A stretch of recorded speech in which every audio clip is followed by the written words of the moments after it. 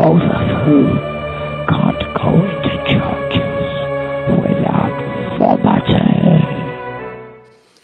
And that is right. I just vomited right now.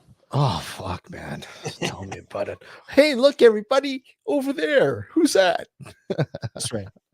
Yeah, I know. That way. How's it going, man? Good. How are Good. you? Oh, yeah. Can't complain. Beautiful weather. Not really. Yeah, It's fucking cold. it is. Well, it's supposed to be better this week coming up. Well, hopefully. Today was a fucking shit show. Yeah. Yeah, you've had to deal with a lot. Yeah. Holy crap, man. Hey, Jeremy, how are you? Hey, Ah, Tim. Jeremy. And Tim, everybody else, Melissa. obviously. Yeah, Adrian, Quinn, Yeah. Mark, and who else? Let me just go down the line here. Melissa. I saw us. Liam's in there and Safari. Hey guys, how are you? Good to see you. Thanks for tuning in. Good to That's see in. Jeremy. Yeah. So you all, hey Matt, pop in if you'd like to. Matt, always good to have. Yeah, Matt. please do, because I'm out of here at 10 o'clock. I will put the invite in for those of you who'd like to join us, because it's open. Like, as you can tell by the description of the show, we were supposed to have a scheduled guest this evening, and what fucking pisses me off the most is when they don't get back to you to let you know all the details. You know, like, oh, you agree to the date. We pin you in. Can you send us the details? Oh yeah, no problem. Don't hear nothing. Crickets. And then today, oh sorry. Can we reschedule? I had a long investigation last night and I'm feeling a little under the weather.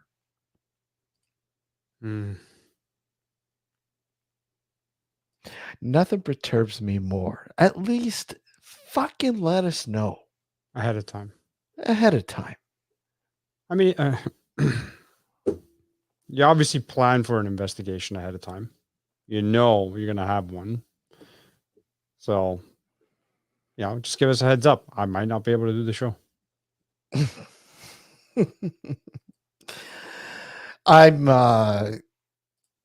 think I was kind of wondering maybe that perhaps with our past and maybe she was going through some of the old shows that perhaps she thought we were on a witch hunt or something. What do you think? I don't know. I don't know. But this is what it sounded like. Exactly. Good evening, or should I say good morning? Good morning, sir. How are you? Good afternoon, good evening, good night. Wherever you might be in this world of ours, wonderful, wacky world of ours. Yeah. How are you? Not too bad. Yeah, keeping busy. I see keeping busy like usual. Yeah. I'll just record a thing and tell people I'm over here so they can come over if they want to come over, and I'll just do a quick thing saying, "Oh, hey, we're over on Nocturnal Frequency Radio Live now." Awesome. Yeah, nice and quick one. Well, thank you. Come over now or else. Always appreciate it. So, you've been doing some tunnels. It's a polite way of saying it, yeah. A polite way of doing some tunneling. Oh yeah, mate. I've been doing some tunneling. Tunneling. Yeah. So should I even bother to ask? How I can destroy the reputation of a show within 20 seconds of getting on there. That's the one. Yeah. You can ask Matt anything. Go ahead. No. Yeah. Well, see, I could take that tunneling into so many different ways. Ooh, yeah. Down different avenues, multi-tunnels. Yeah. It's like the Hershey Highway. Multi-tunnels are the best, though, right? Come on. Yeah. I mean, when it seems endless. Yeah, yeah. When you can keep tunneling, like you think you've had enough, and then you sort of like you pull out of that tunnel, and then you go and find another one. You get straight back in. Yeah, Yeah. yeah. But no, seriously, you were I think you posted not too long ago that you were underground tunnels or something that you guys Mhm. were exploring. What were they? Yeah, I sent it to you privately. The members have seen it, but Oh, we okay. were in a new tunnels thing in Bristol. So Oh, okay. yeah, well, I mean, I can kind of say where it is, but I don't want to, Okay, well, no, don't actually, no, I won't say where it is yeah. because some more people might want to go down there. Yeah, So don't give away any locations or the anything. That's members fine. know, but we did something new in Bristol that we Yeah, haven't done before. So yeah. Mm.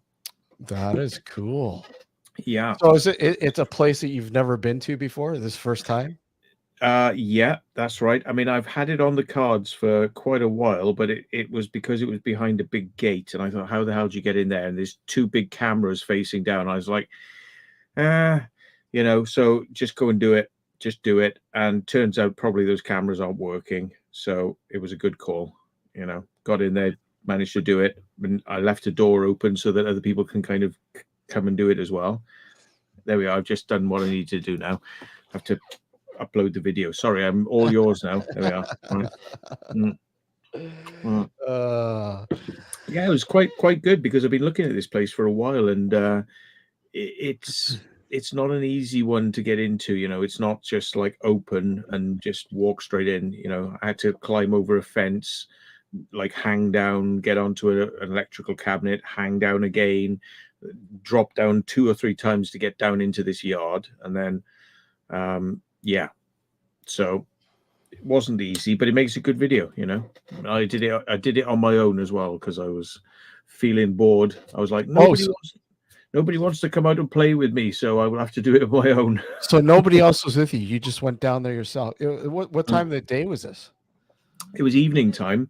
Okay. Half the problem was there were too many people walking past. Like I said, it's got gates, there's spikes on top, and the problem is like people walking down this street, and I needed to get up on a wall, shimmy down the wall because people are going to see you doing it. They're all going to like, hello police, somebody's climbing over a wall, so I had to like time it just right and just go for it. And luckily nothing bad happened, but we got in, did what we wanted to do and film it, got out, and yeah, went back there tonight through the other entrance now because we've opened the back end.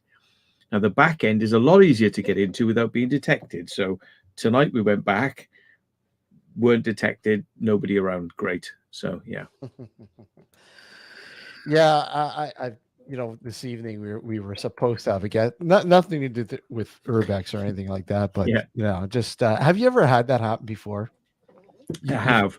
Yeah. I mean, I just think it really, honestly, every time I go out on an explore, I'm expecting somebody to just like cancel, and I'm driving there thinking, if this happens, I mean, I have to think like that because the disappointment or the frustration, anger, whatever you want, can get to you. So I always say, like, today I've set aside a day to go and do an explore.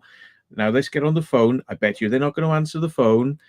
And it's like, nope, they're not answering the phone. So it's like, do I just get in the car and start driving there at the appointed time? So I'm like, this is probably not going to happen. And it's like, sometimes I'll just say, well, look, if they're not going to make contact, I have to cancel it because I'm not going to drive there to just, go and do this thing on one's own when it could be unsafe to do it just by one person, So yeah, I've always got it there. It's always like, like a pilot emergency plan is like, it could fail for this reason, it could fail for this reason, and this reason, and this reason. You plan ahead and you're well aware that, yeah. Alex, you've never really urban explored, really, have you? I mean, except for what, the Whitby? Yeah, I guess you can call that kind of urbex, but I haven't really. But I mean, if you were to tell Matt about this place, I'm sure Matt would be really interested about the Whitby. It would be if it still existed. Well, tell Matt about this place. I mean, it's pretty neat. All right, fair enough. It was It was an abandoned insane asylum that was built in the early 1900s. And it was a complex that comprised of multiple buildings. And I had heard from someone who told me that this place is supposedly haunted. So we wanted to go check it out. And we went, and we went to not all buildings were accessible. There were some, I mean, all of them were boarded up, but some of them, obviously people had torn down the boarding and made a way in. So we entered whichever ones are already open. And it looked like straight out of a horror movie, you know, like the paint peeling off the walls, graffiti everywhere, you know, things strewn all over the floor. Your typical 90s horror flick, or even 80s horror flick for that matter. And it was just one of those places, really, really cool. And to think that, you know, this is a place where they housed, you know, the mentally unstable for so many years. It looked just like that when they housed them as well, I'm sure. Yeah. Because, oh, yeah. No doubt. No doubt. But it was just interesting because we had gone there a good dozen times without capturing anything really. I mean, we had 2 incidences where we kind of, you know, scratched our heads. So the first one was we went to this one building that was a single-story building, the main floor, and then a basement. And we went in, and it had 4 rooms, 2 on one side, 2 on the other side, and a connecting hallway. So we entered in from one side, and we're there. We're checking a place out with flashlights, making sure no one else is there. And you know, I started recording, and then we started to walk towards the other 2 rooms. And as we're walking, there was about maybe 5 or 6 of us. We all heard it. We all heard additional footsteps aside from our own. So we all stopped, looked at each other, and I told everybody, continue on to the 2 new rooms. I'll go back to make sure there's no one that came in. So I went back, no one there. I asked everybody to come back towards me. They started walking back towards me, and now the additional footsteps could be heard behind them on the opposite side. So that was that one incident. The second incident was there was 4 of us that went, and because it had multiple buildings, it had 2 main big buildings. We were in one of them. We had split up in 2 groups of 2s. I was with a friend of mine named Jen, and 2 others went the opposite way. We were on the top floor, and it was a long building. I would say close to the length of an American football field, almost, right? So we're walking, and my friend Jen claimed to be sensitive. So we got to a set of staircase. She stopped out of the blue, looked down the staircase, and she kept saying, there's something down there. So I said, okay, fine. We'll go back to it. Let's just continue, finish the floor, and then we go back to it later. We continued walking. In the first room we came to on the same side as the staircase, we went in. I took out my recorder. We started recording. And we didn't hear anything at the time. My friend was just mumbling along, and I'm just recording. But when we got home, or when I got home, I listened to the recording, and what you could hear her mumbling, but you can also hear a separate male voice whispering very faintly. And the only thing I could make out, the only word I could make out was the word downstairs, which was interesting because my friend Jen stopped at the staircase before, said there's something down there. That building was the building that housed the morgue for the entire complex on the basement level, which we ended up going to later on and, you know, seeing all the refrigerators where they kept the bodies and whatnot. But it was just interesting how that happened. You know, she stopped at the staircase saying there's something there. And then we capture an EVP that says the only thing you could hear is the word downstairs properly. So yeah, that's but it was a very interesting place. So hold on. Let me see. Oh yeah, Jeremy said, I remember you let me listen to those. Yeah, exactly. I mean, I have it. If you want, I can load it up and play it. Yeah, go ahead. Yeah, I have to find it first. So you have to go on and talk while I look for it. So is it kind of like this? It kind of looks like this. Let's see. Let me just I'll play this, but I'll fast forward through it.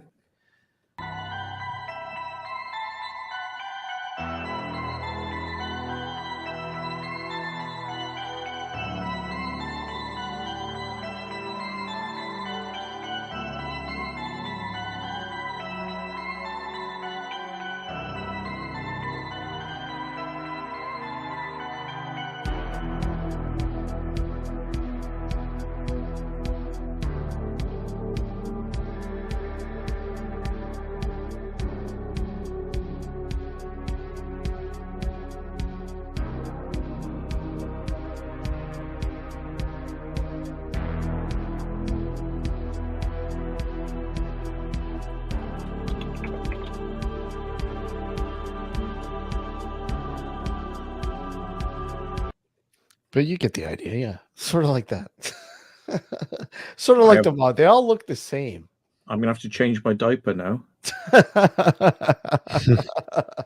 All right, you gotta love that 80s sort of cheesy horror music going to it, right? Yeah, and the Blair Witch kind of, yeah. Ain't mobile phones great in dark? They cannot focus. I mean, I know, I feel for you. I mean, I hate bloody mobile phones in the dark. They're horrible. That, you know what? That was actually a digital high 8 camera. Even better, right? Yeah. Anything that has to focus is bad in the dark usually. Yeah. All right, you know, I got the EVPs loaded up. So I got it's I'll play the original and then I'll play the one that has been modified to sort of tune out my friend's voice and as much as possible. So here's the original.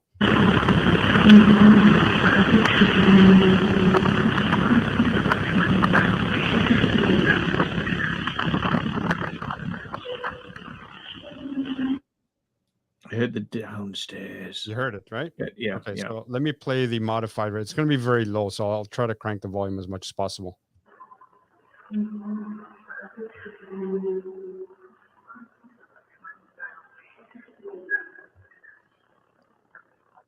you hear the whispering there?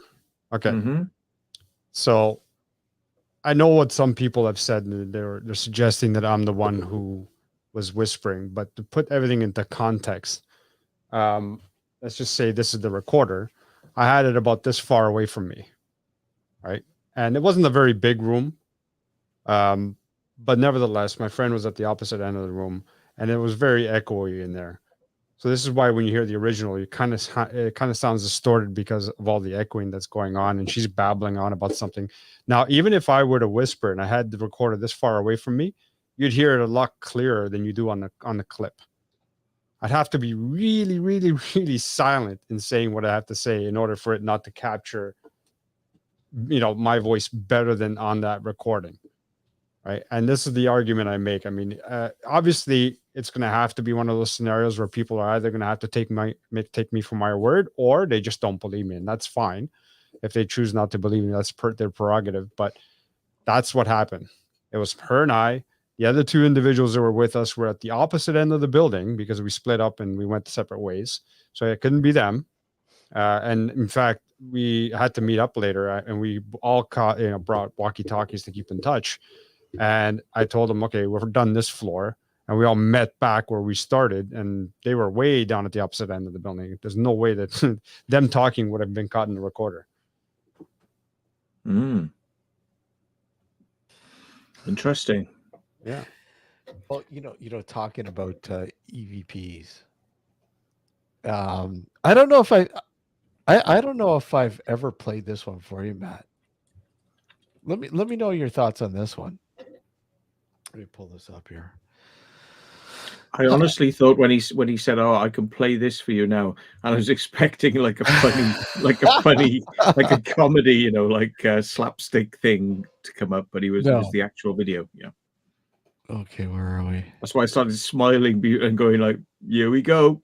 He's gonna rickroll us. No. Oops. Yeah. Where are we? I thought I had to load up. Okay, here you go.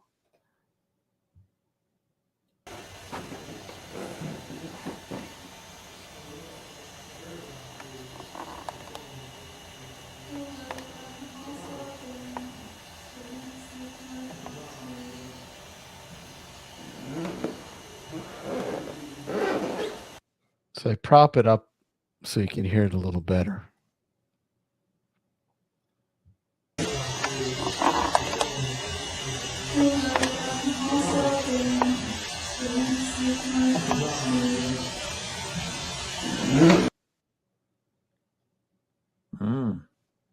What do you think?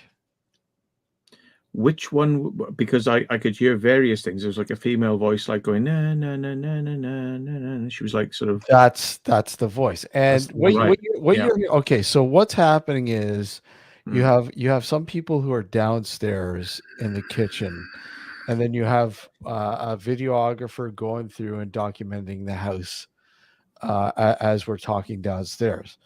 And as he centers in on that picture, that oil painting, as you see, all of a sudden you hear a girl, a woman, excuse me, singing or maybe reciting a nursery rhyme. Mm. And obviously you don't remember that being part of the evening. You would. No, not at all. Strange. Do you want? I tell you something, right? Because I mean, I know you can clean these audio clips up, and I mean, I've got audio equipment which is kind of like you clean it up and it brings the hiss up with it and things. Mhm. Do you know? I found out there's a really it's very new. It's quite new Okay. device, and it's really cheap. They're about £140, and it's an audio recorder. Yeah. Okay, but it's got 128-bit sample Yeah. rate. So basically, anything that's really quiet, which would normally end up in the hiss, will be recorded. Plus, also, if you speak really loudly, yeah, it's all recorded. So everything's recorded from the ultra quiet to the ultra loud, and it means that you don't clip. So you don't have to, like, you normally, like, things are auto adjusting. They're adjusting up and down, you know, to get your audio in, so it brings it down, and then when you're not speaking, it brings it up. Well, this audio recorder records everything. You can hear the tiniest whisper, but if you shout really loudly, it won't clip. Everything's recorded, so you can really pop up the low audios and you can bring down the loud stuff, because it's kind of like it's all there. It's a massive, wide, dynamic range of audio, and they're about 140 quid, and they're made by is it Rode? Is it Do Rode? them? Really? Hang on, CVP had them, and I told somebody who's a ghost hunter to go and get one the other day. It's something like called an AV1, CVP AV1. Is it an AV10? CV1 AV recorder. Let me see if I can find it. It's a tiny little device. It's literally like the size of a radio mic. You put an SD card in it. It doesn't have a screen. You just press record. That's it. And I thought they're very interesting because, you know, they're cheap, but they've got this huge headroom, you know, on them. Yeah. So everything that's quiet plus everything that's loud, massive headroom. So I reckon, you know, oh, here it is. It's called a Zoom. Sorry, it's by Zoom. And that's why I remembered it. I've got a Zoom recorder. I've got a couple Zoom recorders actually. Yeah. I don't have many. It's called a Zoom F2 field recorder. £167, but it has a floating 32-bit, which effectively gives it like crazy dynamic range. So I thought it was 128. Oh, hang on, what's this one? Yeah. But anyway, this thing can fit in your top pocket, so it's not going to weigh you down. It'll record all day on a battery, apparently, and you know, it just gives you that way crazy range. So, you know, it might give you some ability to kind of get stuff out of the noise floor, which would not normally be hissy. You know? Here's the recording backwards, and Jeremy mentioned it in chat. We did this before, and it actually sounds very interesting backwards here. It's like playing Led Zeppelin's Stairway to Heaven. It's like demonic music.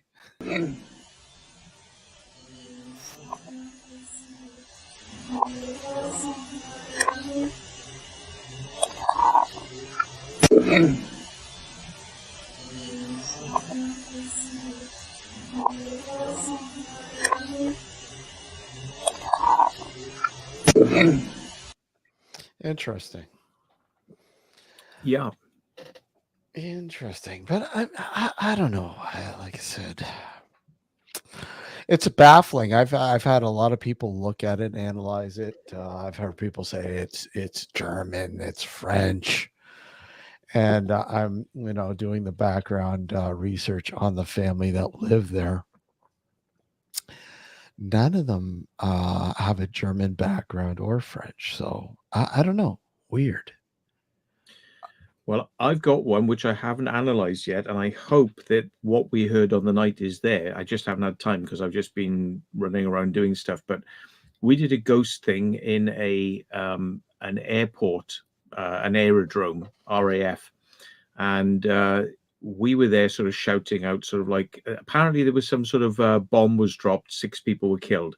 So we were saying, like, any of the 6 people who died here, would come forward, and we were kind of, we were hoping something would come out in the audio. So maybe there's more on the audio. I haven't even listened to it yet. However, with our ears, we heard something really crazy because, and I hope it's there on the audio. I haven't listened because there's like 2.5 hours of recording, I think it was.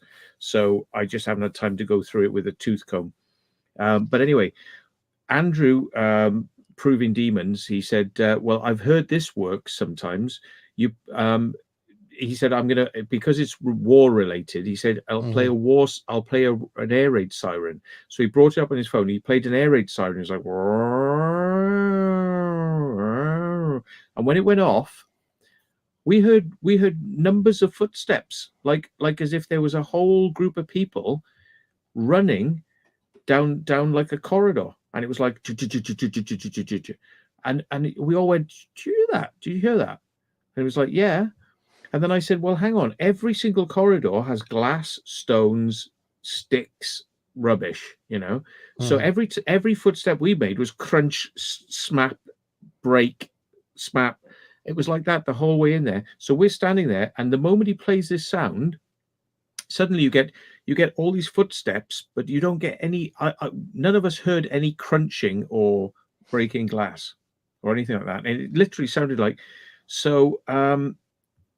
I can't remember whether something happened twice, but it was like there was more than one set of footsteps, but some of them sounded like it was if it was people like were running, they were running. They did the air raid siren, and then all of a sudden we had like running footsteps coming down the corridor, and it was like, whoa. Yeah, Safari says he has a Zoom H1. I've got a Zoom H2 and H4. I fucking love them. I love them. They're great recorders. But this one that you're talking about, Matt, I'm gonna have to investigate. That sounds really cool. Well, I got a H6.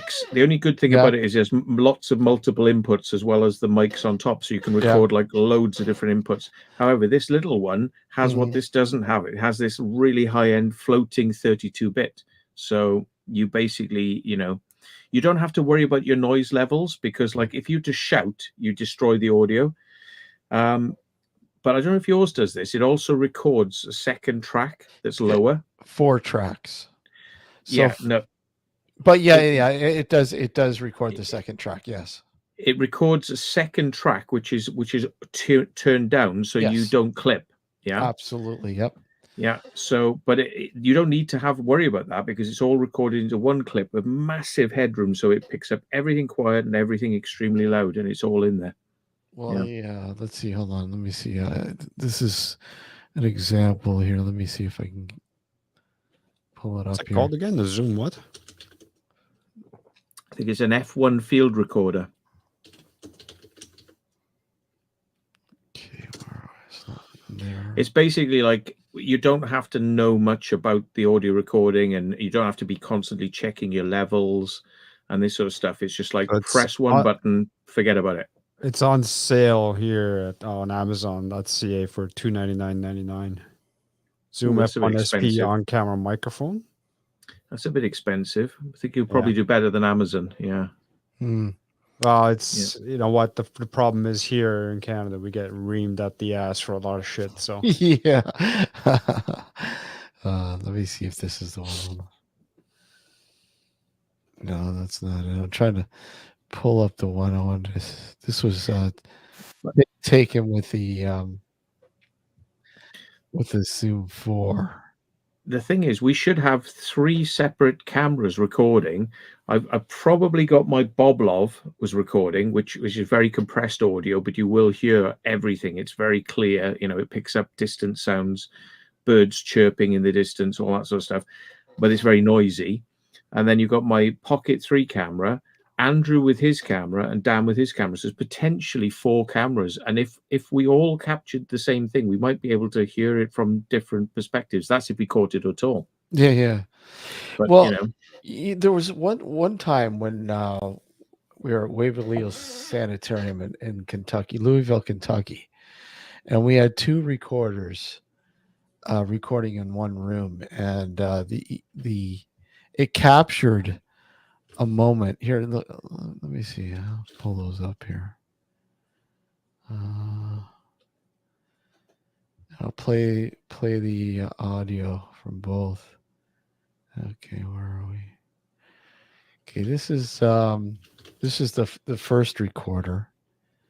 Let me just load them up here. And then I'll add the second one.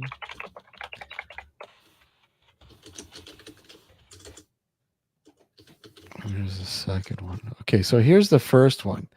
And what basically we're in open air. This was a tuberculosis hospital for years.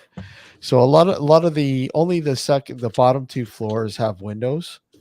The top three have no windows. So it's all open air, but this one room was quite interesting. Okay, here's the first one. Did you bring that tennis ball to us?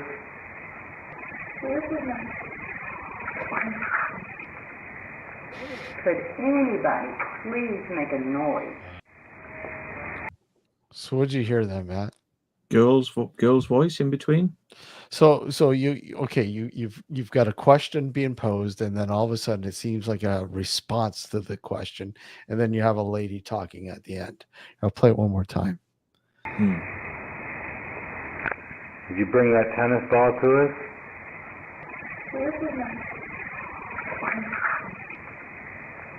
Could anybody please make a noise?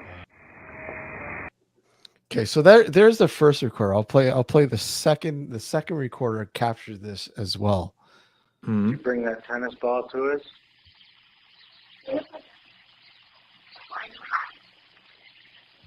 Could any Did you bring that tennis ball to us?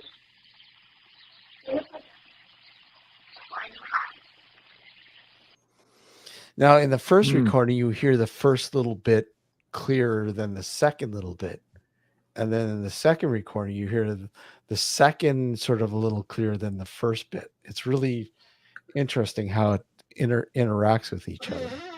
I mean, it sounded like it was saying, "Where is it?" or something, you know. Exactly. Yeah. And that's what most people pick up.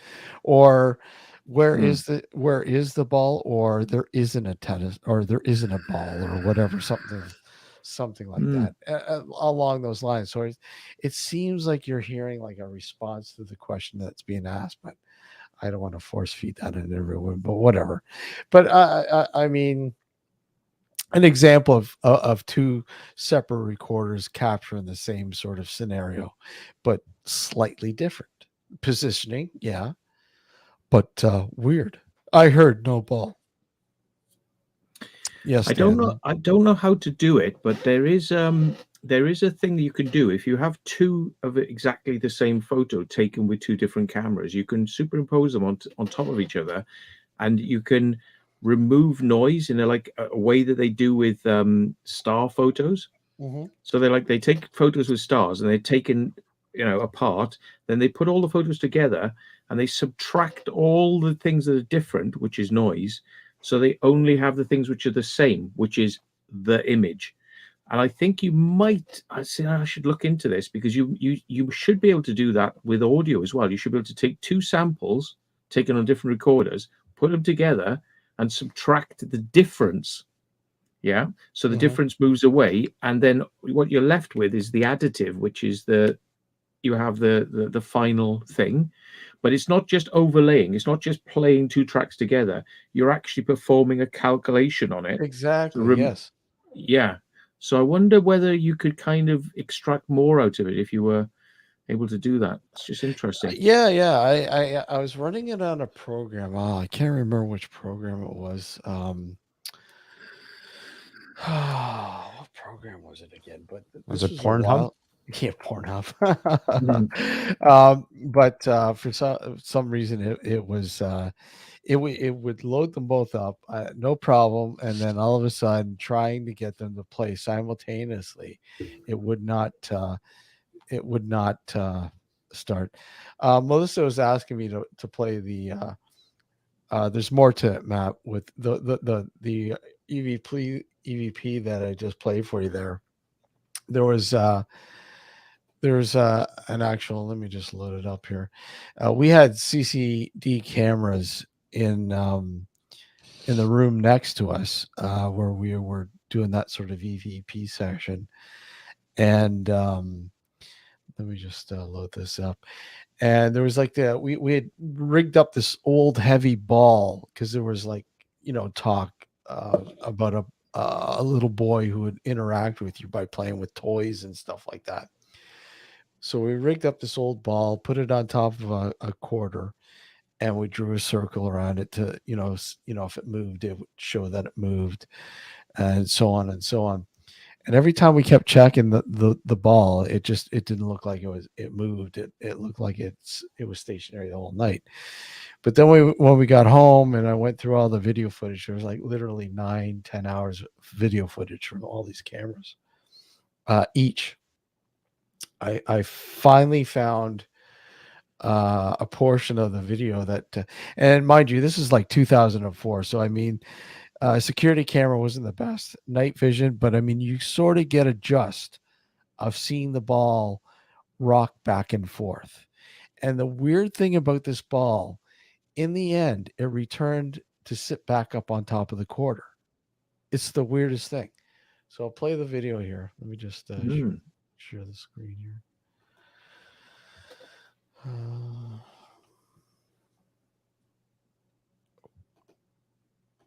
Okay. And let me just load it up. And I'll just bring it to. Was that the ball that's like got a light on it in the distance? Right there, yeah. So okay. the lights sort of bouncing off the ball, and after a while, you'll see it like sort of move back and forth playfully. Let me just. This is the whole video, so it'll start moving soon. So there it goes. Wow. You see that? Yeah. And just to give you an idea about see, there it goes. It's really, whoa, right? So it's about 109 Fahrenheit. It's like an oven in this place. And this is exactly roughly around the same time we're in the other room next to this when we were capturing that EVP on both of those recorders, right? But as you can see, it's moving around playfully. There's no wind, absolutely no wind, nothing that would, rock the ball like that at all. Is this been slowed down? Because I'm noticing the frames are changing slowly, like. And again, the footage is not the best, sadly, but no, nothing. No, the time is running at normal time. Yeah. But I mean, it must be a low shutter rate then on the camera. It must be sort of taking every. Yeah, because I think it was probably infrared. Yeah, it was night vision, right? But it's turned down from being 25 frames a second, probably to about 10 or something like that. Exactly. Yeah. Okay. And was it just out of interest? Was it interlace footage or progressive? I think it was progressive. Okay. Oh, let me just. Was it like a security camera that recorded onto SD cards or something like that? It was recording on. Oh God, it was a hard drive. It was an actual hard drive. Yeah. Yeah, it's okay. It's going to be progressive then. I was just wondering because like you can sometimes get some extra stuff out of interlace, but yeah. Yeah, but can't figure it out. Like I said, it returned back to the quarter. Because I mean, when we went back to initially look at it, it looked like it hadn't moved at all because it was still sitting on the quarter. And I mean the circle, like the chalk circle, hadn't been disrupted. Not that it would weird. disrupt. Is weird. I know it's the weirdest Yeah. thing. Mm. But yeah, I mean, Jojo's asking, do we think it was a child spirit? I mean, the whole talk is, and the reasoning why we're running those experiments was because that there's thought that there was a boy named Timmy who had perished there years ago due to tuberculosis. And again, I'm highly skeptical about that. I mean, we're talking about 60,000 people who had perished there in its time, in its, years of service. But I mean, is there an actual documented child named Timmy who passed away? I don't know. I don't think there is.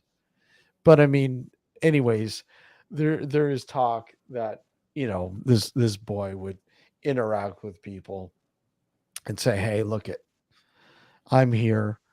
And here I'll make you aware that I'm here by playing with the toys, whatever toys you bring there, or whatever." This time it was a ball. Initially, it seems to be a ball all the time. So, yeah, that's interesting. I mean, you could do some noise cleaning on it, but it is very low frame rate. But there are, I've got software that can kind of like clean off some of the digital artifacting, so you're just seeing. Yeah, a little bit. I mean, I don't know whether it'll work on low frame rates, but yeah. It's an interesting it's an interesting clip. Like I said, we were pretty excited when we saw that. So, have you still got the original unadulterated file for that? I probably do. It's somewhere in the archive somewhere. I know. Actually, I do have it. It's just a matter of finding it. Yeah, I've got so many. I like to see what my noise cleaning stuff can do on footage because that interests me. I mean, what I often do is with like UFO footage where somebody's like shaking like crazy and somebody's moving around the sky, and then I can totally stabilize it so it's no longer moving. So then, if there's any strange motion, like if you have a star, I can lock on a star. If this thing's moving around, then you can see it. But it's kind of like. If the star's moving with it, then it's probably camera shake. It's kind of that sort of stuff. I like playing around with that. So. Show figure in doorway. Which figure? The figure. Show the figure. What's the figure? I think he's saying figure, but which one are you referring? This is supposed to be figure, maybe. Yeah, which one? Maybe I'm not gonna something on the clip. As long as it's not the naughty one, we can't say. As long as it's not that one.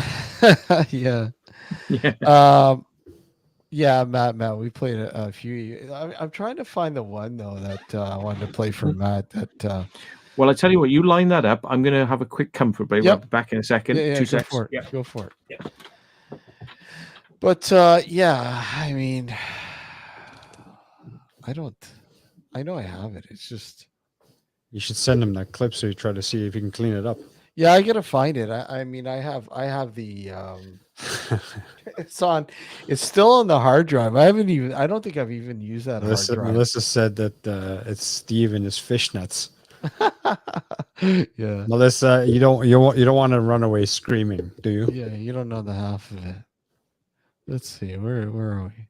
It won't even appear like he's wearing fishnets with all the leg hair. Yeah, with all the leg hair. Yeah, exactly.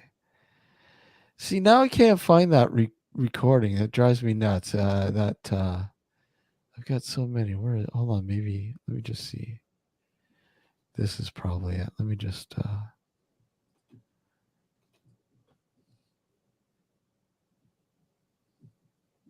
No, that's not it. That's Dr. Demon Gord. He's talking to himself. Here we go. I've got it.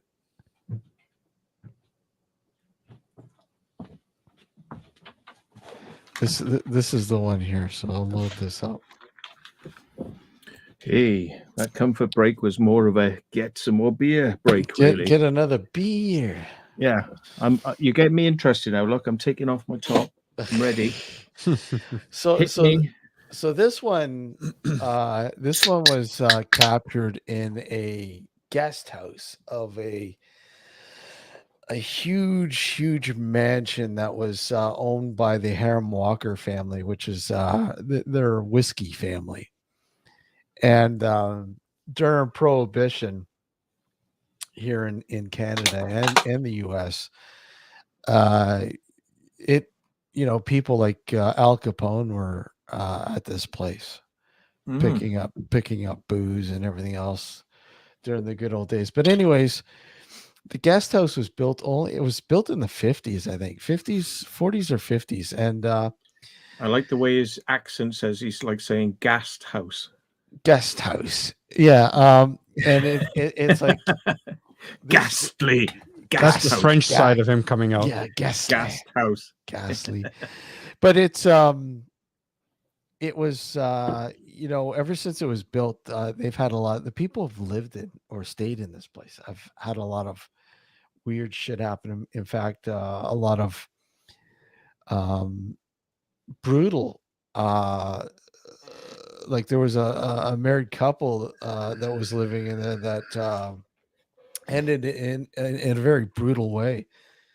But they had brought in some painters to refresh the interior of the house, and the one painter was in the main, on the main floor, and he was up on his ladder painting, and all of a sudden he felt like he was being choked, and he fell off the ladder, and of course that spooked him, and he took off. But anyhow, I put a recorder, Zoom 4 actually, in that room to see if it would capture anything. Mm-hmm. And anyways, we did capture this, and it's quite interesting. So all you're hearing is like, you'll hear a little bit upstairs, very quiet upstairs, but not much. And then all of a sudden you just hear this very evil, like sort of.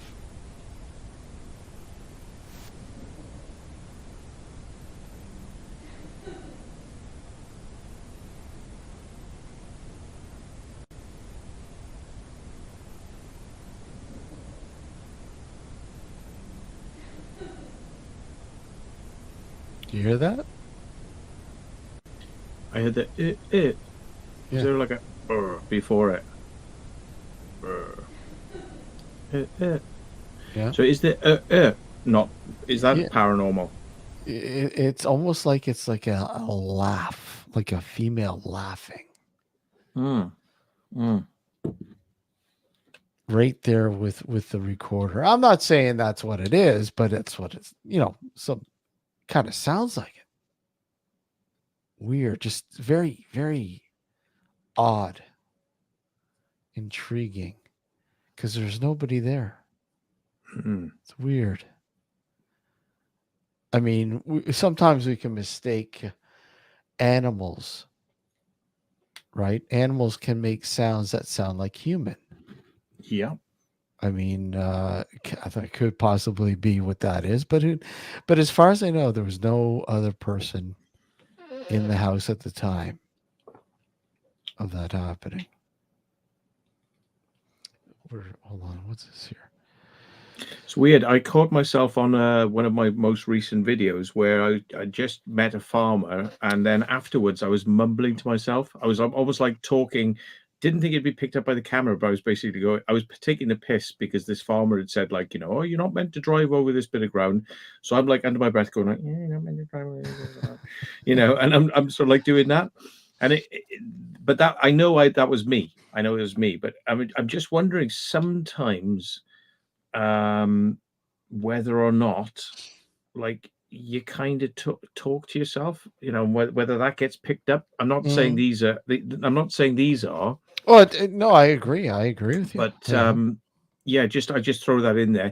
And one thing from what Alex was saying before, and I'll just throw it in there. I'm not saying this is to kind of like pull away from the recording that you did, but I noticed when we go into some buildings, you get these long room echoes, and when you're walking, you stop and you go, "Did you hear that?" Because it's gone. Like literally 2 seconds down the corridor and 2 seconds back, and then you hear it out of step with your own footsteps, and you go, "What's that?" And you listen, and you hear the end of it, then it stops, and you go, "Shh, shh, shh." nobody. Mhm. And then when you start moving again, you go, there it is again. You stop and you hear it because it's coming back down the corridor. And you go, you heard that, So I'm keen to kind of like try and recreate things then. So I go, right, everybody go back to where we were, walk the same way we just walked, and see if we hear it a third time. Mhm. And you do it because you get these weird places in buildings whereby the sound kind of focuses into a point. And then if you walk a couple of feet forwards, you lose all the sound. And it's kind of like there's a magic spot, like a magic mirror. It focuses the sound into a spot. Yeah. And you sometimes get it in quarries. You get this a lot in quarries, whereby you can be walking down a corridor and all the sound goes dead. Mhm. Like you can't hear a thing. You can't hear, everything sounds muffled. And then as you walk a bit further on, everything gets really amplified and you hear echoes coming back down the corridor. And sound cancels itself out sometimes as well. So you sometimes get these dead spots and loud spots and dead spot and loud spot. Anyway, it's just an interesting thing. If you experience that again, I would always recommend going back, redoing it with the same people over the same spot, just see whether you can recreate it. I'm always kind of like trying to see. Yeah, recreation is key. Is it just me? Is it just my ears? Is it just that spot? No, I completely agree with you. Yeah. Recreation is key. I mean, if you can recreate it, obviously it's nothing. But if you can't, yeah, no, I completely agree with you, Matt. Too bad I can't do it because I tore down that thing. But the only other thing the only other thing I can question about, and I agree with what you're saying, Matt. It makes perfect sense. Yeah. But when we all started talking, wouldn't that have also come back to us? Depends. Some frequencies, yes. Footsteps. Like I'm not saying like a definitive yes on this, but you've heard about the trampling across a bridge effect, whereby if all the soldiers walk in step, it's dangerous to walk across a bridge because it'll create a harmonic frequency that will actually cause the bridge to bounce and can cause it to sort of become dangerous. Yeah. So some trains, they've had to change the bridges, put weights on them and things so that they can remove the harmonic frequencies. Now, what you might find is that certain sounds in a corridor will reflect back really strong and other sounds won't. So your voice may not bounce down and back, but a load of footsteps going da-dung, da-dung, da-dung, they can add. It's like, because footsteps are repetitive, it's like dung, dung, dung. So as it goes down the corridor and comes back, it'll either cancel. If the footsteps go over each other, it'll cancel. But if they're out of phase, you'll hear a weird sort of like a stereoscopic sort of like effect, or cancel out or get double the volume. It can become additive and become louder. So maybe footsteps are kind of very, because we did it the other night. We ran out to a place because we swore we heard footsteps and people coming, and I think it's just such a long tunnel. We spoke and we were walking and we were speaking, and they said, "What's that?" And then we stopped and we all went, "Oh shit! Sounds like people are coming and voices." And it may have just been one of those sort of moments where it came back at us, and we got the hell out of there anyway, because it was like, yeah, we don't need to be here, for that, because we don't want to get caught. If it was a ghost, I wouldn't say so much, but yeah, we didn't want to get caught. But yeah. So this one here was captured at an old pioneer cemetery, but this, what you're hearing here, we didn't hear like real time. This we can hear this, and again, there's probably an explanation, but if there is, great. But like I said, there's nothing around that would cause this sort of sound. It just baffles. It's just baffling. But anyways, I'll play it for you. And see, and this is why I'm playing them for you, Matt, because you're a common sense guy.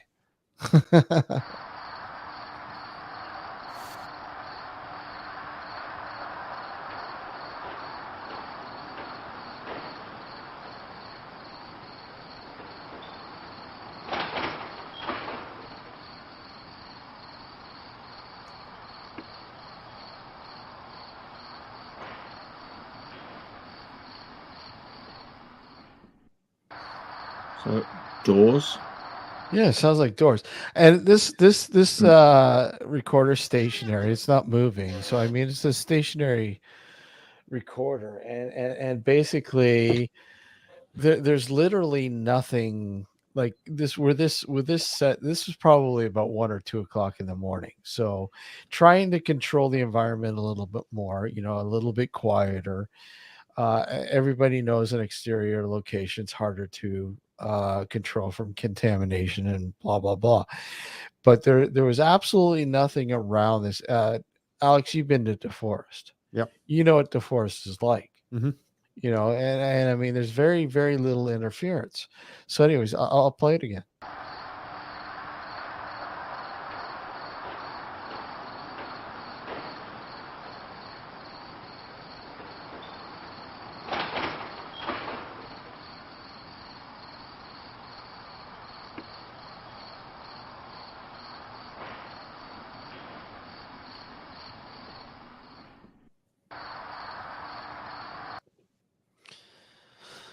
So what do you think? And this one, you didn't hear that. It was on the recording, but you didn't hear it with your ears. No, not at all. Yeah. So let me just check then. The ones we've heard up to this point, you did hear them with your ears, and they were recorded as well. Because the downstairs one, the whisper, you didn't get. So that wasn't. That was a lot of these ones that I played for you, we have not heard, didn't hear with the naked ear, real time. The only thing that I heard real time were the echoing footsteps. From the whippy. From myself, but the recording that I captured with the word downstairs, I did not hear in real time. Yeah. Yeah. Spooky stuff, folks. What do you think? I mean, the thing is, I mean, I like to try and, you have your when I'm looking at UFO stuff and things like this, you always try your best to try and say, well, what could it have been? What could it have been? But if you don't know, you don't know. It's a mystery. It's a mystery one. Well, that's the whole thing. So, I mean, what you said was key. If you can recreate it, then obviously it's explainable. But if you can't recreate it, then it makes you wonder, okay, take it to the next level and say, okay, could it have been this? Could it have been that? And most people like myself, I like to think I'm very skeptical. I've worked with, for instance, psychics. I've worked with many psychics, and I'm telling you, a lot of them are charlatans. A lot of them, a good chunk of them. I think there's only probably one that I've worked with, maybe two, that have some sort of, I do believe, some sort of ability, but it's a rarity. It just really is a rarity. Okay, let me just load this guy up here.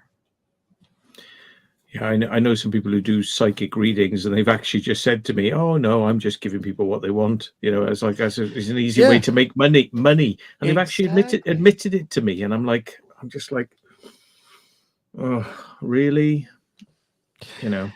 So this one here again was taken in the very same Pioneer Cemetery, and you're gonna hear a guy talking. One of the guys that were there with us, and then he's having a conversation with a woman, with a woman, and they're doing some they're doing some dowsing. They had the woman had some dowsing rods, and they're kind of, she was explaining to them about the dowsing rods, but you don't really hear too much of that conversation. But what you hear is you hear the guy talking, she kind of responds, and then all of a sudden you hear something on top of her responding. So again, it could be something that's in her voice, perhaps. But it just sounds so unique. And when I looked at the audio graph, when you play this through, it seems like it's a very separate sort of sound in comparison to the others. But anyways, let's hear what you think, Matt. I'll check, go ahead and ask some questions and we'll see what happens. Oh, okay. So just level to the ground like this. Yeah, just make sure. I'll check, go ahead and ask some questions and we'll see what happens. Oh, okay. So just level to the ground like this. Yeah, just make sure. I'll check, So what are you hearing? Yeah. Across the top. Mm-hmm. Mm. Do you want me to play it again? Oh, go on. Okay. Play it dirty for me. go ahead and ask some questions and we'll see what happens. Oh, okay. So just level to the ground like this. Yeah, just make sure. I'll check, go ahead and ask some questions and we'll see what happens. Oh, okay. So just level to the ground like this. Yeah, just make sure. I suppose some people would say it sounds like the woman who was speaking. It's a female voice. So they would imagine it was her putting something in that people forgot she said. That's what people would skeptically say. But as long as you're sure, that she didn't do that, and she's sure, that's cool. Yeah, it's interesting. I'll check, go ask some questions and we'll see what happens. Oh, okay. So just level to the ground like this. Yeah, just make sure. I'll check. Now I get it. I get a variable of what's being said there, but I'll tell you what the masses to me have said that they think they're hearing. Okay. And that's they're hearing what they think sounds like a child saying, "I'm cold." Okay. Yeah. Now I've heard other variations of what people think they're hearing, and again, we're all thinking. Obviously, we don't know, but yeah, interesting. I mean, what are your overall thoughts about EVPs? I do believe in it. Yeah. I mean, I've been out on sessions where we literally saying, so give us a sign.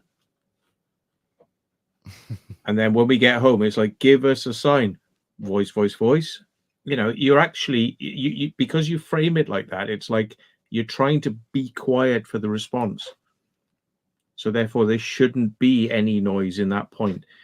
It's kind of like, I think when you accent it, either side, then yeah, that's good. I mean, there's so many extra things you could do. Like you could be filming all of you, like you could have multiple cameras to prove nobody's making any noise. I mean, there's so many things you could do, but I mean, how far do you go with it?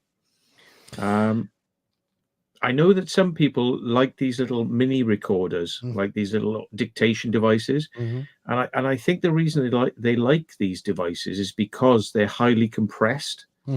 So therefore, all the quiets get lifted up with noise, but they're horrible. It's very noisy, and then all the loud bits get taken down. But it just sounds like digital swash, like the whole time. But you hear these voices on top. I think you could probably hear those voices, like I was saying, with these very, very high bit rate, high dynamic range recorders as well. And then maybe you'd hear a little bit more. But I know some people are kind of like Melissa says, Sony ones are best. Well, this is the thing, because they compress the audio down. They bring everything up and then compress the top end down, so it's all in this like little range. So it sounds like a cricket 10 miles away is as loud as you going, "How you doing, John?" And it's like the cricket is as loud as you, but it shouldn't be like that, because the cricket should be quiet and you should be loud. And it makes it kind of hard to differentiate. It's kind of like, imagine if I took a photo and everybody was gray. There was no white and there was no black. It was just all gray. So we all look gray, but you can kind of see silhouettes. Well, it'd be like it's the equivalent with audio. If you've got the range there, you'll hear, like the low noises versus the medium versus the high. So you'll be able to say, well, that was us, because we can hear us. So this was down here. We'll bring it up, but it's like it's not us, because we're all very clear. Our audio ranges are very clear. But yeah, some people like those things because in the noise, in that like Mhm. in the noise and in the mix, you do get these kind of like strange things come through, and it kind of almost does the processing for people because it's Yeah. kind of like it tries to bring it up, but it makes it very hard to clean as well. So yeah. I know back in the day people were saying, Panasonic made some really good voice recorders. But I would experiment with anything. I mean, Mm. I would bring out tape recorders. I'd bring out reel to reel. I mean, we even experimented with germanium crystal. And if anybody knows anything about germanium crystal and how it records, you can't literally listen to it with the naked ear because it would make you extremely sick. But there's ways of transferring into a listenable, an audible sort of source. And a friend of mine had made this recorder that would use germanium crystals, and I couldn't tell you how this guy did it, but holy shit. Gary, Alex, remember Gary? Yep, I remember You know, Gary. he bought some germanium crystals, and he literally built this recorder that recorded with germanium crystals, and it was just incredible. So, Gents, I gotta hit the road. I apologize. all right, Alex, take care, man. Nice talking to you, Matt. Steve, I'll talk to you soon. Easy. Okay. Cheers. Yeah, take care, man. But I mean, it's like there's so many ways. I mean, on video recording. I mean, I used to use high 8 tapes. And I think that the myth, well, I don't want to say the myth, but I know a lot of people were saying, uh, you know, um, uh, it used because they're magnetic, Mm. that they would, sort of have like some sort of, I guess, sponge, if you will, in attracting these sort of strange phenomena. Well, some people used to think that analog sources, were kind of like good to use because they were Yeah. kind of like real. So, but it's like things appear digitally. So it seems like these things are able to get into the audio stream. Mhm. It's not about what the recording medium is. But then again, you have people who say like you can get photos and you can take a photo of black, like you can cover the lens, Mhm. and you can say, anybody there, take a photo. And when you get it home, there's something on the photo, which Mm. is like, how did that get in the photo then? It's kind of, and does So it need to be digital or analog? Does it have to be old chemicals or can it be digital? Well, I've taken photos of like a strange thing above a hill, which I didn't see it when I took the photo and it was there. So could it yeah. be intent? Yeah. Do you think? Yeah, some people think they can. There was a Russian guy, and I think he thought he could will things onto photographic paper. There was experiments with that. Well, look at those guys in California. They what was it now?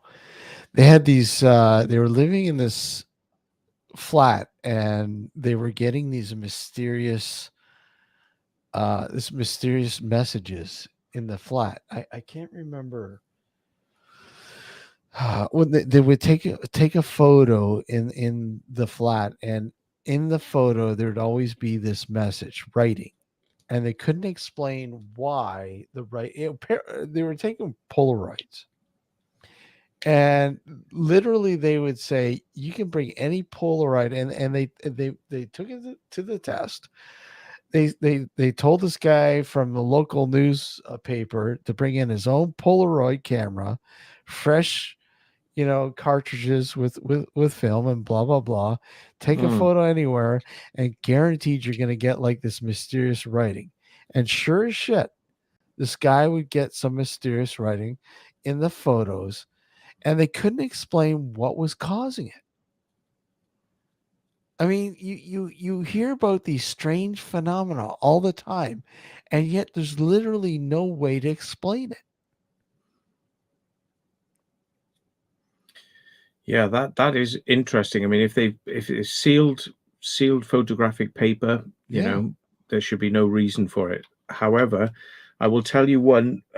There's a guy called Robert van der Broek who is involved with the crop circles, and he used to take photos using a camera. He would say, like, you take the camera and you take a photo with it, and people were taking photos, and it was like there were things appearing on the photo, and I think I know how he's doing that.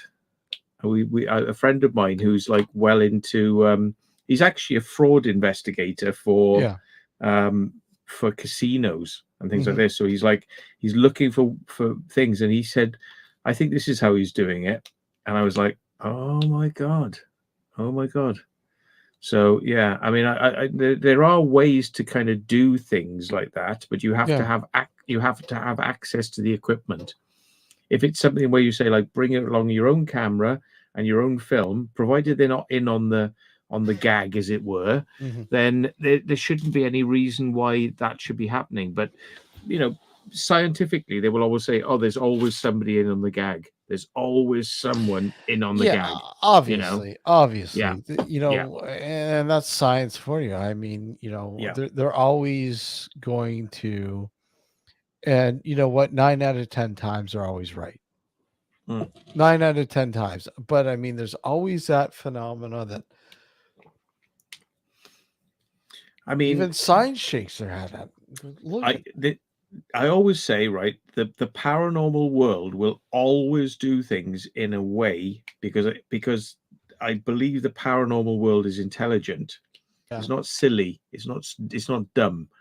And the paranormal world will never do things in such a way to be recorded so clearly and so evident, and do it on demand when you demand it. Yeah, it'll never do those things. Yeah. So people will always have doubt. And that is the way the paranormal world likes to work. They want you to have doubt because most people won't believe it. However, those people who've experienced things and know it's real have no doubt.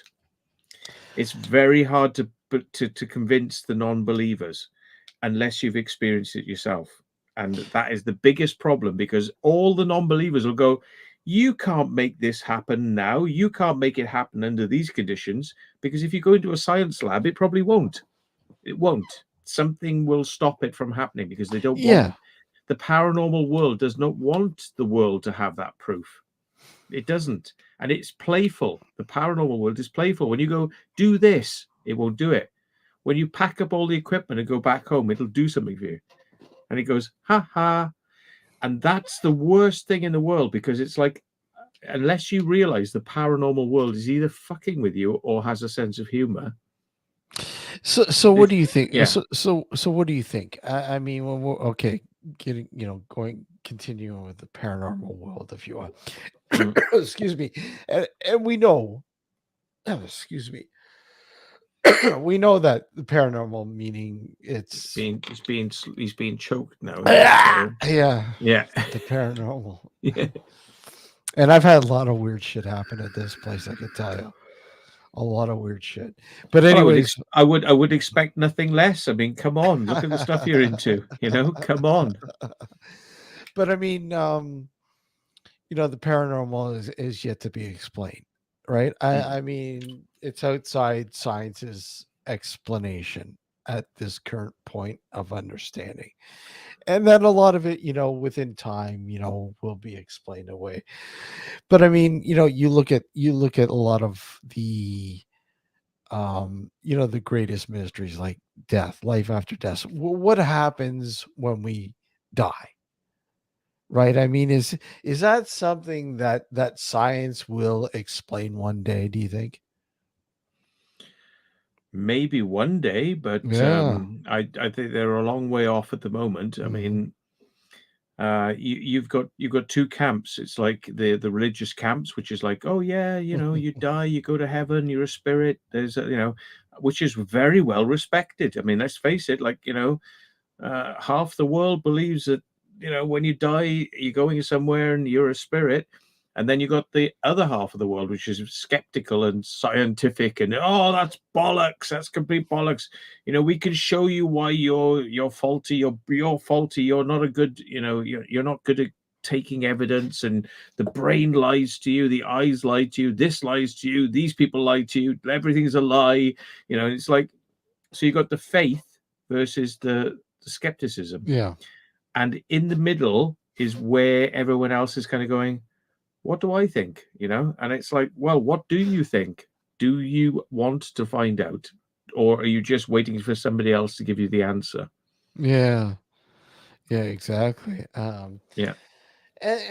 But that's like a lot of stuff in the paranormal. I mean, when people look at the paranormal and, unfortunately they can't decipher the difference between, the actuality of the field and, a TV show that's sort of force feeding them. Look at, we have proof.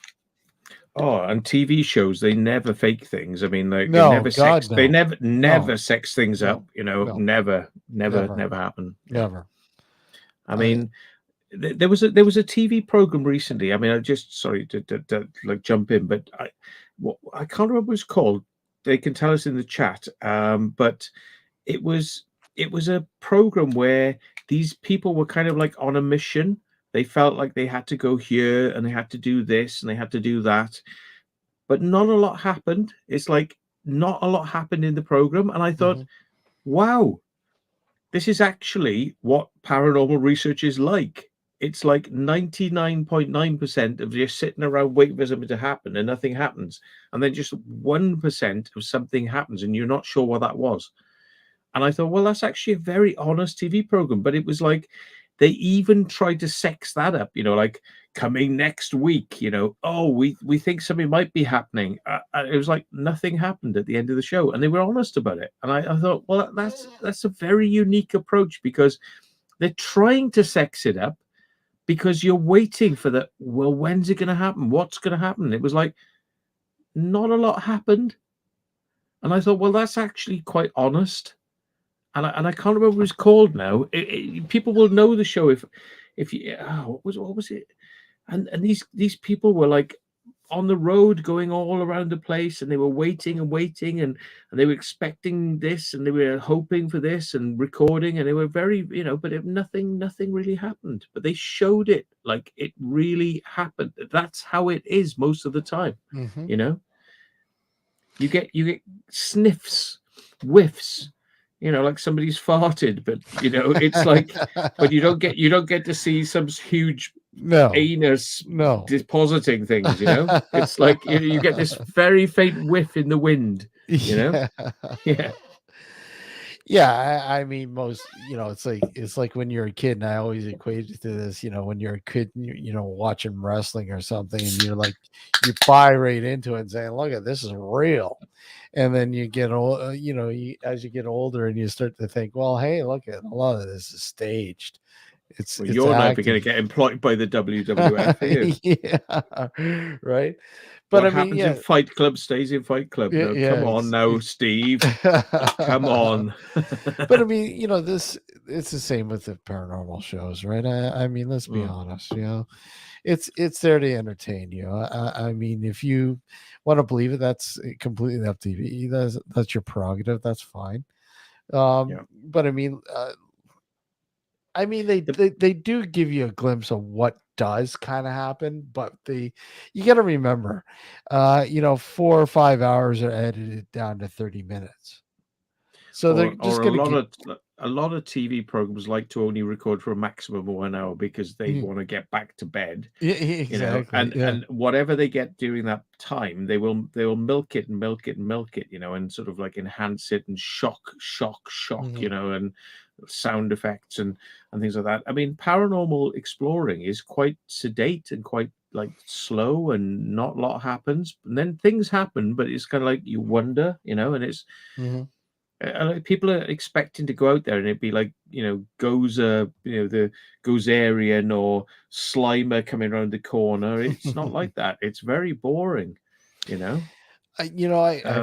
I've had a lot of producers approach me about sharing some stories, and their main interest was, but we just want things that are demonic in nature. It has to be demonic. And when you sit there and say, look, really, demonic. Yeah.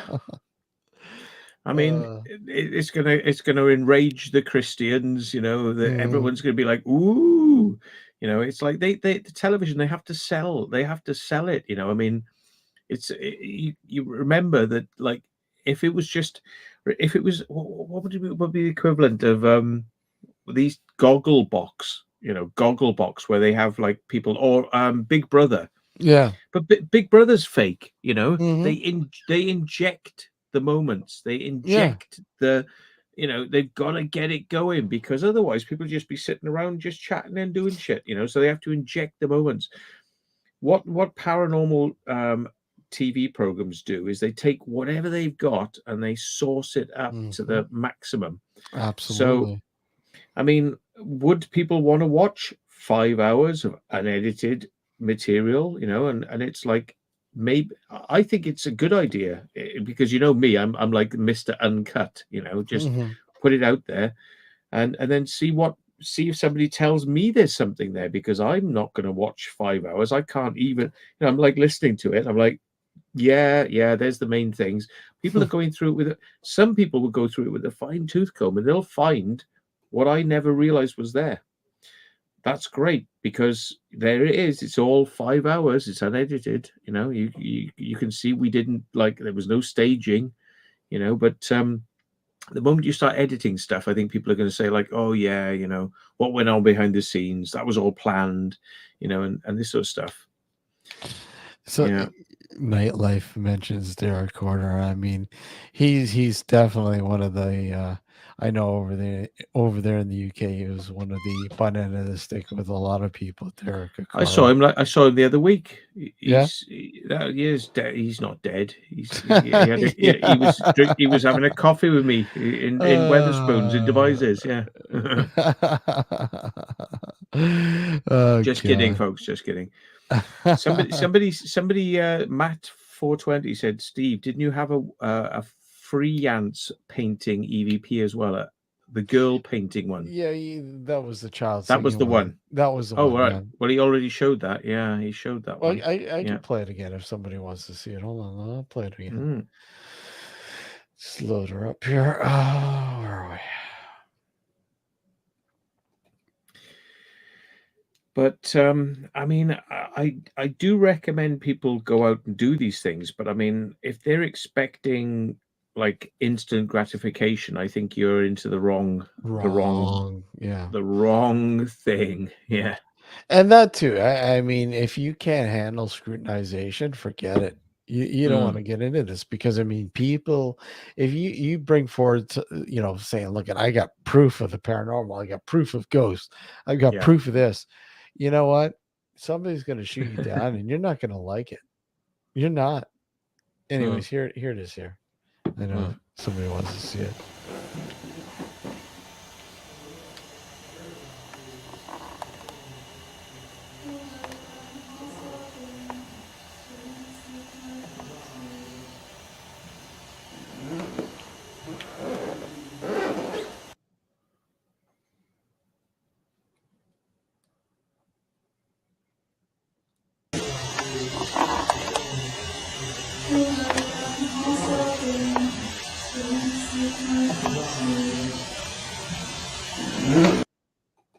So there you go. There you go. One more time, played it. But yeah, it's just again, It's almost like rhythmical timing of it. Like she's like la la la la la la la la la. It's almost like if there's like a rhythmical timing to it, you know, like maybe a song, or maybe yeah, a nursery rhyme. Yeah, maybe a nursery rhyme or something. Yeah. And you know, I'm automatically thinking, okay, that sort of time, that sort of era, that the you know, this, now that facility is used as a museum to give people sort of a glimpse of what life was like back then, living on this sort of farm. back at the turn of the century. But I just there's so many things that have happened there, Matt, that are just so unexplainable. Just and they're all very subtle. Like, I mean, that to me is subtle, but yet is so almost so clear. Nothing malevolent, nothing evil, nothing, oh my God, demonic or anything like that. It's just very, very subtle. Subtle things like another phenomenon that happens there quite often in a lot of the audio is like you're hearing like a cupboard or a door slamming, and it's always the same sound, always. But yet there's no, trying to recreate it, can't recreate it. It's weird. Out of all the doors and cupboards in that place, none of them make that noise. Yeah. I'm going to see if I can find something for you. I may Sure. not in time to kind of make the point, but Sure. one of the craziest places I went to in Bristol, which is known as the most haunted pub in Bristol, right? Mhm. That is a photo of it. Okay. And if you see there, it says, oh, hang on, it's blurring out. It's blurring It says out, yeah. Mary Laporte Hotel. Yeah. It's now been boarded off, and it says coming soon. Coming Mary soon. Mary Laporte Hotel. And I'm like, oh, right. So I can't get back in there because they boarded it off. But at least I know now who owns it Mhm. and who's wishing to actually turn it into a hotel. And I'm wondering whether we could maybe get them to let us in one last time, because it's all shut up now. And that's a crazy place. I wanted to take a few people there because I did it with Sam and Jess, and there was like some weird shit going on in there. Mhm. I mean, like temperature just going woof down in the room, and just like that feeling, like I was saying earlier on about the sound compressing, like Mhm. so you Yeah. can't hear anything. Yeah. It was like, you can hear everything, and we can hear cars and buses outside, and then all of a sudden it was just like you're in your own head, and there's no audio. It's like, and stuff like that, and weird feelings, like weird vibes, very strange.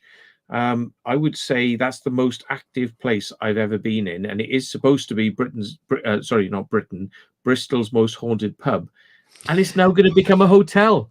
So if they don't want to let us go in there to do some ghost hunting before it becomes a hotel, Mhm. and I can imagine they probably wouldn't want that publicity.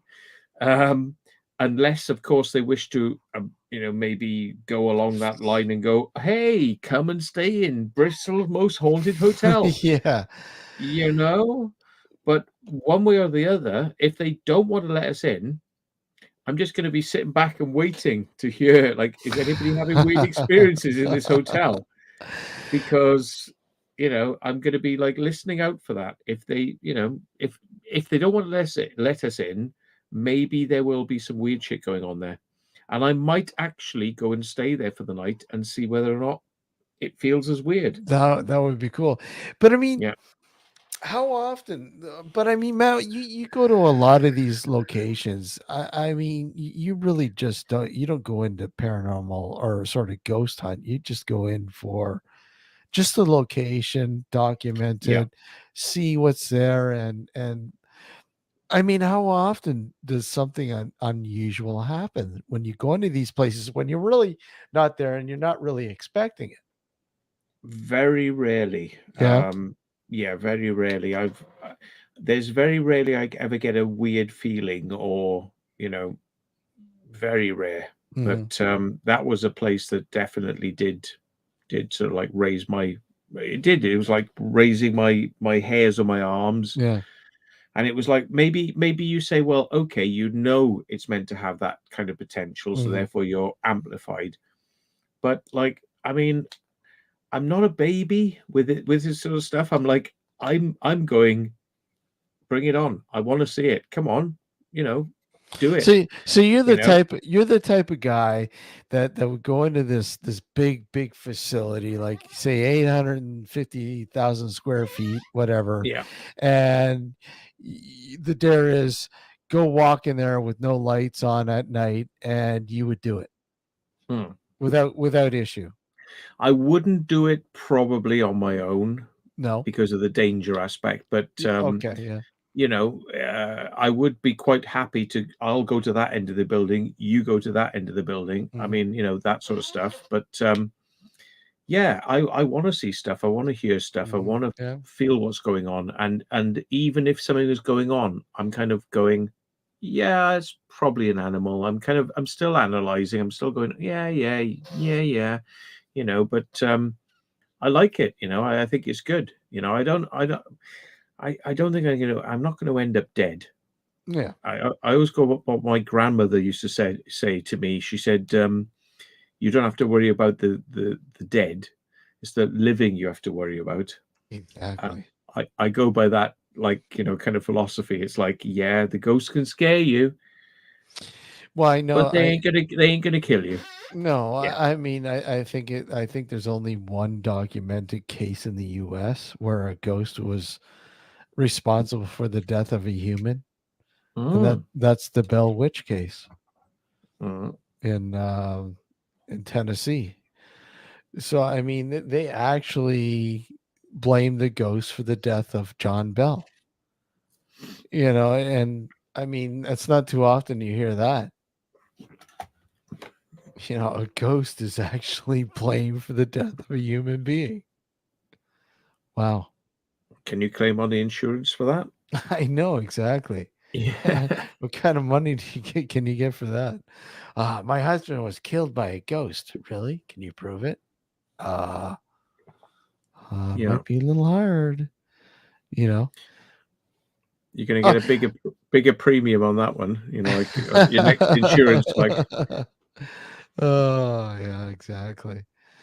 But you know, so what is it? Is it audio? Is it visual? I mean, we all like to say visual but I mean, visual is a little bit more rare than audio when it comes to phenomena like that is within the paranormal realm, if you will.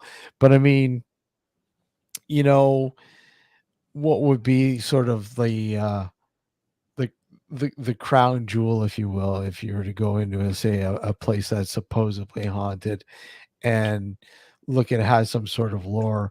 Is it visual? Is it audio, or is it just pure experience? Well, speaking as somebody that has had poltergeist activity happen in his house, which think you say like you've had that as well. Mm, So, you know, I'm a believer, you know. mhm. Then we go on the what have I had when I've gone to paranormal places to kind of like seek stuff out. I've had weird experiences in the Rummer Tavern, which is now going to become this new hotel. I can't remember what did they say it was going to be called. I'm sorry, I have to remind myself of this. It's going to be called Saint Mary Laporte Hotel.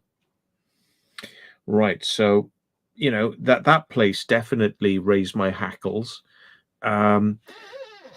Most of the time when I go to these places, it's audio. Some people are doing the FM radios and doing you're hearing voices coming through, Ghost ghost boxes and box shit type of like thing. that. Yeah, there's that, you know, which can be quite weird because I mean when you're asking a question and you're getting a sort of response, but you're getting it in and a load of music and you hear the Mhm. word like, you know, you hear words that relate to what you're talking about. I Yeah. think that is kind of interesting.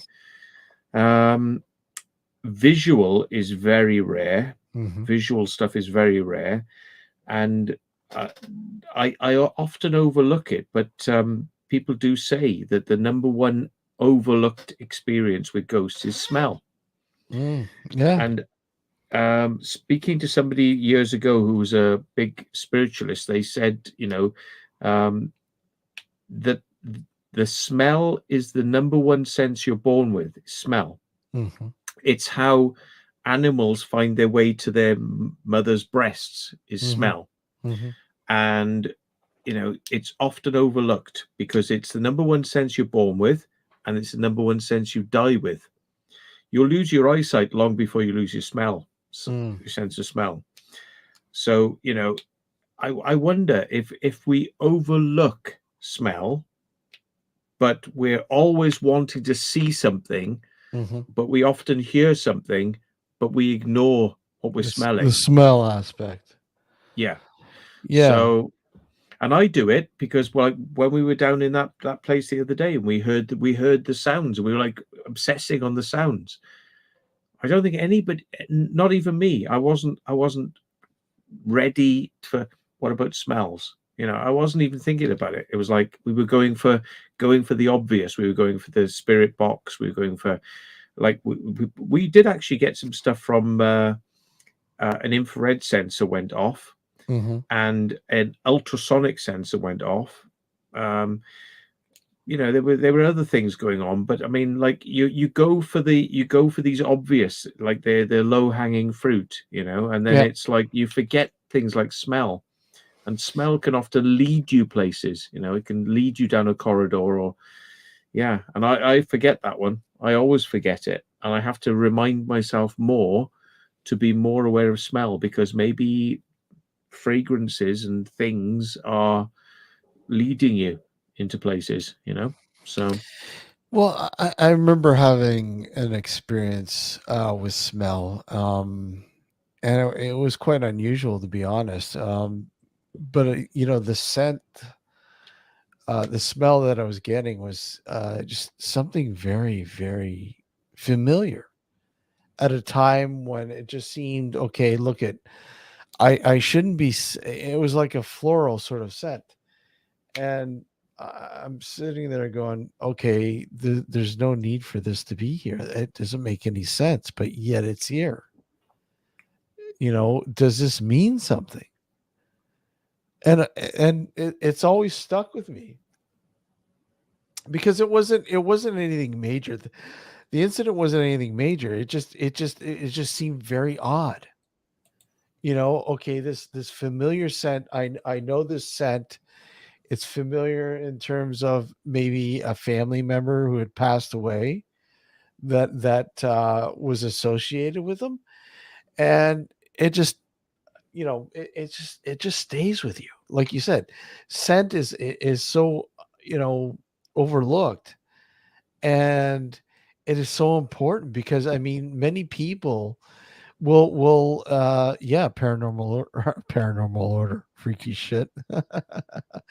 um but people will associate smells with things, places and times, places and and times. yeah, Sort of like how people will do with music. They hear a song and they say, "Oh, I remember that time."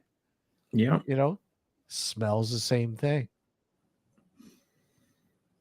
And I mean, animals get freaked out by, they look at stuff, and they go like, "There's something up there. It's in the corner of the room." But people forget that dogs have like a three-dimensional scent gland. Like, we can hear, we could say, "Oh, it's back there. That's the sound there. It's over there." It's, you can tell. But dogs like have like a three-dimensional scent, because like when they're walking along, they go, "Whoa, whoa, whoa! It's off to the left. Whoa, whoa, it's off to the right." And it's kind of like they have that kind of scent ability. So I mean, maybe sometimes I think when dogs are looking up at things, and they go, "There's something up there." Maybe they're smelling it. They're not even seeing it, because I mean, dogs don't have great eyesight. They have good have good auditory response, but maybe they're something's up there. It's up there. My dog knows which hand I've got stuff in. I mean, I could probably tell the same thing. You play these tricks with a dog, but it's like they're very, very scent aware. Yeah. And it's kind of it makes me think that maybe not everything, they're not seeing like cats. Are they really seeing something in that corner of the room, or are they smelling it? Yeah, I mean, like I keep, talking about that. It wasn't so much scent, but a visual.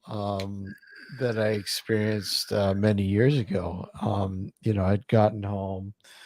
It's like 2 in the morning. I'm sitting in front of the computer, just aimlessly, surfing the net in the dark, whatever.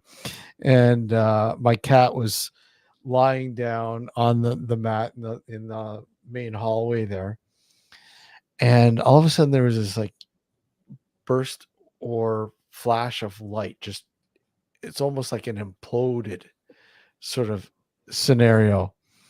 And okay, what the fuck was that? And what was really weird was the cat, who had been sleeping, was up on all fours looking in that area where this apparent light anomaly happened, and it was freaking the cat out beyond belief. So I'm like, okay, I'm not, dreaming this shit up. The cat notices it too. Something's going on. And okay, is it maybe the light bulb had burst or something, or just checking the fuses, blah blah blah. Went through trying to figure it all out. Everything was fine. It didn't make any sense. It was just the weirdest thing. Yeah, don't get me started on orbs. I don't. Orbs are a funny creature, man. That's for sure. What are your thoughts on orbs? Most people take flash photography and they don't realize that it's actually dust in front of the lens, and they don't see it, and then they kind of get it back, and they look and they go, oh look, there's all these orbs. It's mostly dust, but I've seen some orbs which have gone through it, like, and done like loop de loops and gone out.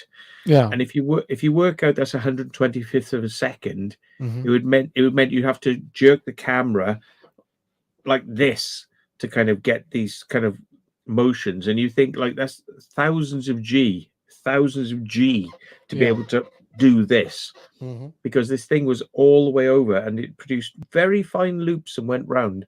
And it's like, that does seem kind of interesting, because it's like a very bright light that's moved around, whereas dust will often be just a dot, dot, dot. And this thing's come in like a line and drawn around the image like woo, woo, woo, woo, woo. That's interesting. I'm more interested in that. I mean, we have to take into consideration too, like say airflow. Right, yeah. Airflow is a major thing that dust, obviously, when it's captured on infrared or whatever else, will follow like a sort of, I like that, quantum dust field orbs. But I there was a guy over there in Scotland. I remember watching his YouTube channel years ago, and his channel was. Simply, he'd go into a room, turn on his night vision Sony Handycam, and wait for these orbs to show up on camera. And when they did, he had a name for every one of them. And he'd sit there and go, "Hey, Scott, where's Emily this evening? Oh, there's Emily. She just shot across the screen. Hi, Emily." And he'd literally talk to these things like they were real. I wish I could find it now. But okay, so I live alone and smell perfume or foods like fresh bread or eggs fried. It's random. Is it? Is it a random thing?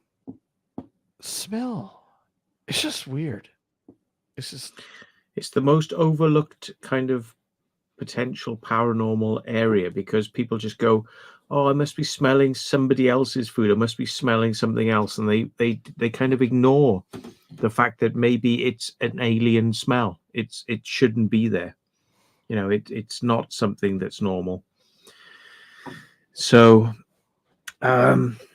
yeah, I'm interested in that, but it's very overlooked, and yeah, smells. Yeah, it is. It is. But I mean, like you said, how often does somebody actually pay attention to it when it comes in? When you're in that situation where you're, I don't know, investigating, if you will.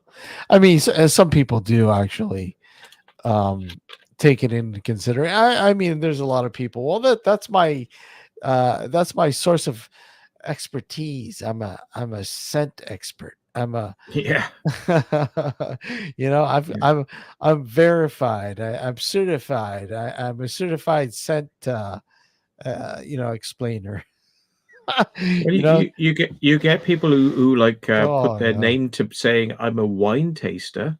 Yeah, true, I can tell you a wine from another wine, and I can true. tell you which area of France it's come from and what date it was, and people can do this. It's Hmm. like this is a skill.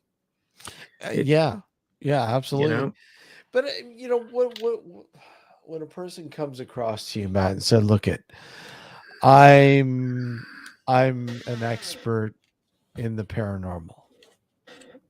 When somebody says that to you, how does that ring to you? Like, I mean, what comes to thought when you hear somebody say, "I'm an expert in the paranormal"?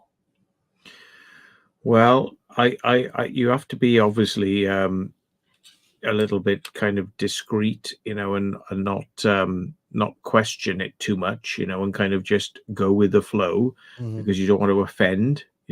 Somebody thinks that they're very expert in something, and yeah, sometimes it doesn't always kind of ring true. I kind of go, Mhm. well, I'll be the judge of that, Mhm. kind of type of mentality. But different people are in different headspaces and different places. So, like, what might not be right for me might be right for somebody else. And Mm. this is where I say, the paranormal is tricky. You Very know, tricky. Very tricky. you expect the paranormal to give stuff to you on demand and make things very obvious. It doesn't. No, So when I they're meet not somebody who's like, actors. yeah, so I sometimes I have to kind of like, okay, well, I'll just kind of file that away and come back to it, and see what we think in the future. But yeah, I mean, the bigger the sort of person who's like, telling me that they are really the dog's bollocks, I'm kind of like already on the back foot, because there's obviously a level of non-humility Yeah. involved. So yeah, and Who mm, certified the certifier? yeah, So to speak. I'm self-certified, because there are no universities in this, so I have self-certified myself as the number one ghost ghost researcher in the world. There we are. Yeah. It's like science and its ongoing battle with pseudoscience, right? It's like, well, pseudoscience is not really science, but wait a sec, but it is science. It's just science and alternative science, but whatever.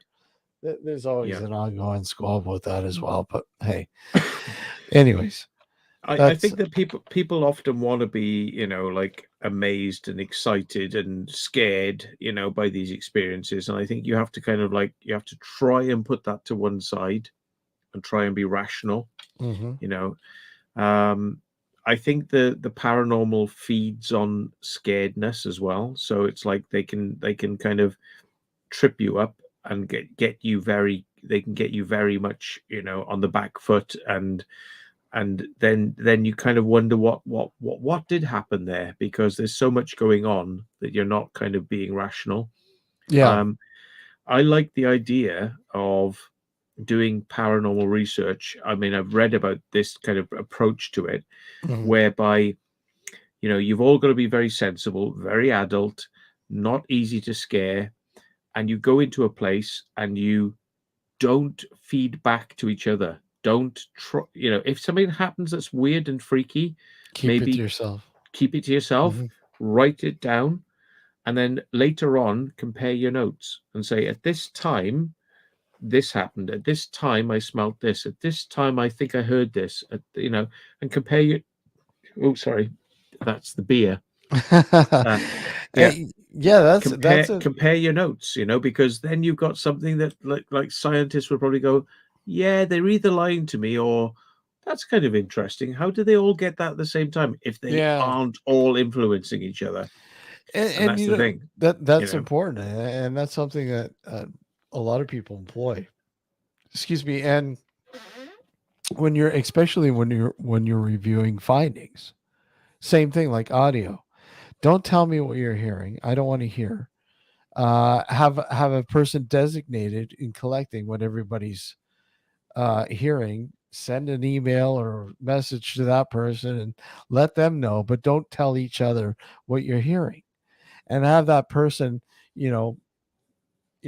document it and say, hey, okay, well, 70% of you are saying that you hear this, 30% are saying, hearing this sort of thing, and compare it, so you're not contaminating each other's thought processes. So yeah, I mean, that's a great way of doing it. That's highly employable.